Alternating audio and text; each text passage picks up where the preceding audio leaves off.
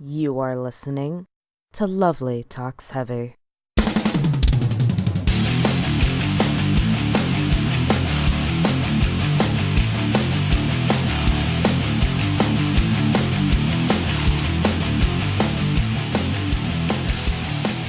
Hello, everybody, and welcome to Lovely Talks Heavy. I am your host, Lovely, and I discuss everything I enjoy with regard to heavy music. It's about that time again where I pick a few pieces of metal news and tell y'all my thoughts on them, as well as my thoughts on some new albums that have come out recently, all while trying to forget what the inside of Tom Morello's hand looks like. Dear Christ, why would you put that on my Instagram timeline, Tom Morello? But I've come across one tiny little problem, and it's not that I can't forget what Tom Morello's hands insides looks like.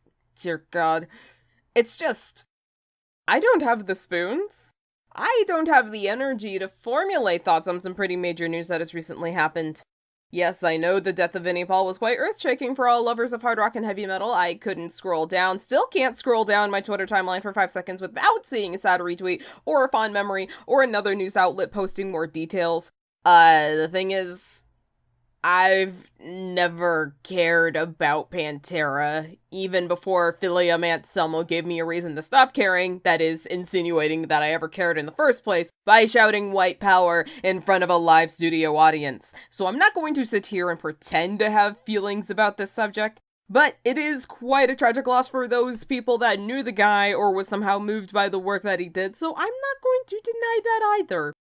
There are things that I could discuss: the rape allegations against Maynard James Keenan and Behemoth, Bruce Dickinson's stance on medicating mental illness in children, the new Powerwolf video even, but I am just so tired.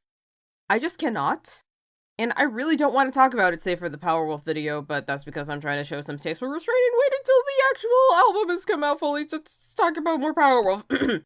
Some of you might be thinking, but in saying that you don't want to talk about it, you basically just did talk about it. My thing is, though, I want to offer as comprehensive an understanding of the news that I discuss as possible. I don't want to spend only like 30 seconds on every little bit of news that I want to or feel is worth discussing. If I can spend 7 minutes long, that's probably an exaggeration, probably not, who knows, busting a nut over a Powerwolf track list, then I feel like the same or similar attention in discussing other news should be applied, in my opinion. My thoughts, admittedly, aren't fully formed around these things, and it's difficult to do that sometimes with sensitive topics like these. I think there's a lot of value in being able to admit that, in realizing that. Perhaps with regard to the rape allegation, when more information comes out, I might have a more conclusive answer for you on what I think. And with Bruce Dickinson, all I can say is I don't entirely disagree with him, but I don't think I entirely agree either, and I'm not sure why that is. I'll leave you the link to that article, so perhaps you can come to your own conclusion on that. So this week, it's going to be album reviews and new music announcements.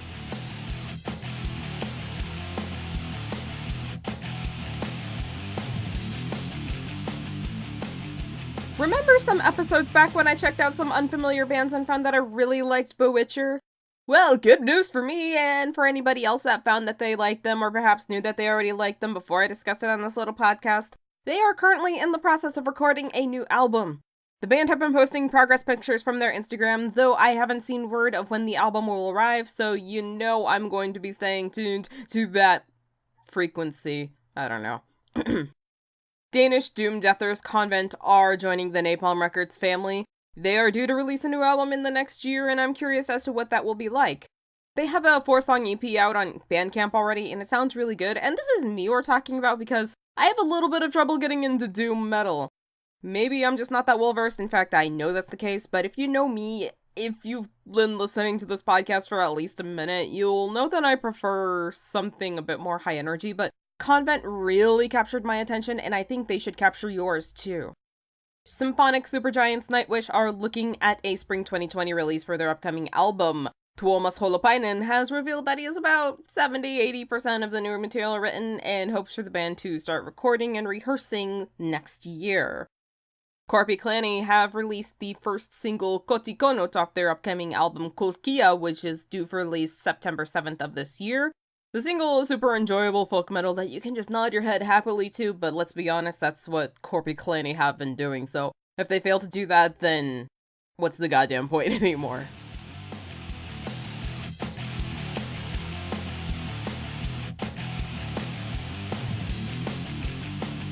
Here we go again, once again, with the album reviews. Ho ho ho ho ho! Where do we begin? How about with Zeal and Ardor's Stranger Fruit, which came out June 8th? The question to the follow-up of Devil is Fine is this: does it suffer from the accursed sophomore slump? The answer, hell no. It amps everything up. By the end of my first listen on this album, my soul was extracted from my body, which I'm waiting to get that back, Manuel, if you could please, thank you. Thank you very much, I need that. I also let out a breath that I didn't know I was holding in. If an album can elicit a physical response like that, I think that's a good sign. One thing that I really like about this album is how in the first half it feels transitional, and you know how much I bust a nut over transitions. The beginning is more folksy, more soulful, more slave chants, but with each successive song, up until Fire of Motion, there's more and more droplets of black metal added in. In the first record, Devil is Fine, you had a lot of switching between soulful and black metal, where Manuel would let you linger with the soulful for a bit, then just light you up with black flame on his torch. I don't know. Then you'd be smacked back into the soulful. There's still some of that on Stranger Fruit, but there's a lot more integration, a lot more blending of the two sounds, where you get more of the bluesy vocals on top of the hazy guitars of black metal. After the song The Hermit, which I will revisit in a second, there's no more of that transitional vibe, but we still get a lot of great songs that made me feel real human fear and want to tear up a bit. Like, okay, the album is called Stranger Fruit, and there's no skirting the fact that this is in reference to Billie Holiday's Strange Fruit, which is about lynchings of black people. Strange fruit, black bodies hanging from trees. It's a terrifying reality to be faced with, that black people are still getting senselessly killed today. Thanks, Manuel, for that. It's not a bad thing about the record, though. I'm just terrified. You know, it's cool, though. You elicited more fear from me than Paranormal Activity, the films, ever could. Let's revisit The Hermit, and also the song The Fool, two of the calmer moments on this record. They're just ambient tracks, really, probably to serve as a cooling pack for the black metal flames. What I really like, though, is that these songs are named after tarot cards, which sort of helps tie together the satanic occultic thematic bonds of what Zeal and Ardor is about. You get more of that satanic chanting in Ship on Fire, and The Beautifully Chugging What Can't Be Found, and in Coagula, where that last one is mainly just that chanting. Though, when The Hermit came on for the first time, I was just waiting for that black metal to spike up at any given moment, as sort of was the expectation that was laid for your typical Zeal and Ardor song. And especially this late into the record too, but I got none of that. Instead, it was a lot of ethereal humming and some piano, and I felt as if I was approaching a swamp god in their domain of a swamp. Is that a bad thing? Not really. No. Not an L. Just subverting expectations. Overall, there's nary a track on this record that I do not like, top to bottom. I just love it. If I could pick a favorite off of Stranger Fruit, I would have to say it's Row, do do do do. I love that song. But honestly, every song is just fantastic. Let's look at Dead Girls Academy's debut, Alchemy, through Victory Records. I did not expect to be transported to 2007. Why did I say the year like that? 2007 with this album, but I'm not entirely mad at it. Like, I was just slapped in the face with pop punk with the first track that made me remember what it felt like to listen to My Chemical Romance and All American Rejects and Good Charlotte and Aiden, you know, before the horrifying revelation that William Control is a disgusting rape creep cultist. One of my big complaints about this record, though, is that the vocals tend to sometimes veer from the whiny pop-punk vocals, which is what I was enjoying about it, by the way, and go into more of a hard rock route, which that, paired with some instrumental choices, made it feel like a Breaking Benjamin clone. This is nothing spectacular by any means, but it is a fun record if you enjoy alternative rock, and would like a little blast to the past if, you know, that sort of, you know, vibe is your thing. Anyways. If I've ever heard a Lizzie Borden song before tapping into their newest release, My Midnight Things, then I wouldn't know it. This one was hyped up pretty heavily on my Twitter timeline, so I thought I would give it a shot. Overall, I think it's an enjoyable album. I was blown away by the opening song, My Midnight Things, the title track, and I really loved that phrase, that lyric, My Midnight Things, was repeated in other tracks of the album, which is a detail that ties the whole thing, or should I say, the whole midnight thing, together. Now, this is definitely an older band, and I must be clear that when I say that I haven't visited any of their earlier work, but there's definitely that classic rock flavor in the music, but it doesn't seem cheesy. Okay, it's a little cheesy, but what's hard rock and heavy metal without that? Listening to this release, I could definitely hear notes of what inspires bands of today, bands that I like, or liked, like Lordi. It just got weird for me when the album took a Christian-y turn. Like, it was kind of weird when the song Our Love Is God came up. Not entirely weird just because the song instrumentally, musically sounded good, but at the same time, I'm still having a hard time parsing what that phrase could possibly mean. But then, like, Silent Night is a song on this album in June of 2018. Like, yeah, that Silent Night!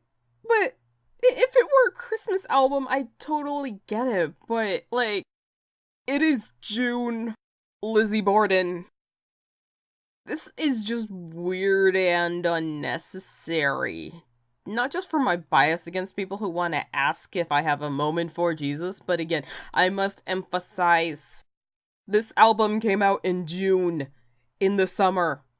It's a tonal shift away from the fun time that I was having in this album. It was all high energy, and now this. Let's not even get into the reprise tracks, which are just acoustic versions of 2 of the high energy songs on this album. It is not necessary for this, I think. You could have those for like a B-side acoustic versions collection release or something, but not this, man. I mean, it's probably clear how I feel at this point. My Midnight Things is a fun time if you just tune out the acousticy, Christian-y parts of the experience. Among my favorite albums in this batch of album reviews, along with Stranger Fruit, is Bad Witch by Nine Inch Nails, which came out June 22nd. This album feels pretentious as fuck, and I love it. Trent Reznor? More like Trent Jasner. I can't take credit for that joke. Shout out to my friend Kendra for that one. The single God Break Down the Door was great and beautiful in itself, and was a great peek into what the whole album would deliver. This dark, ambient, repetitious, and sometimes mechanical experience laced with chaos jazz. Ugh, Trent Reznor, you sound designer, I love you. My favorite song off this Not EP has to be the opener Shit Mirror. For one, there's that repetition in the end. New world, new times, mutation, feels alright. New world, new times, mutation, feels alright. Excuse my lack of rhythm there. I am a disgrace to black people everywhere. I know this. Plus, there's this deceptive, abrupt stop in the middle of the song that made me think that Spotify froze for a moment, but no. That's just how the song is. There's another track on here, I'm Not From This World, which is just 7 minutes of pure ambience, of feeling like you're lying in a tube or ventilation shaft on a ship, just letting all of these sounds surround you just for 7 minutes. I love it.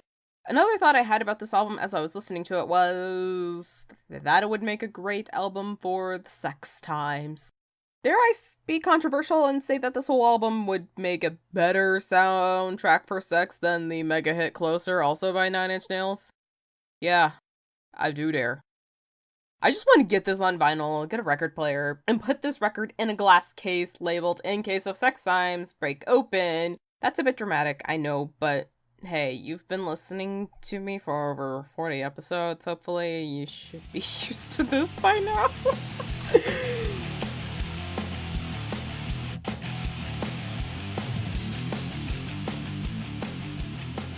So that's gonna do it for this episode of Lovely Talks Heavy. If you enjoyed it, please share the show with a friend. Every time this show hits a new set of ears, that means the absolute world to me. What do you think of the new releases that I discussed today? Are you excited for any of the upcoming releases that I mentioned? Hit me up on social media on Twitter, Tumblr, Instagram, YouTube, and Mixcloud. I am Lovely Metalhead. Follow me on those platforms while you're at it, and those aforementioned friends that you share the show with, tell them to follow me too. Until next week, next Saturday, the next episode of Lovely Talks Heavy, you stay brutal, my friend. Goodbye!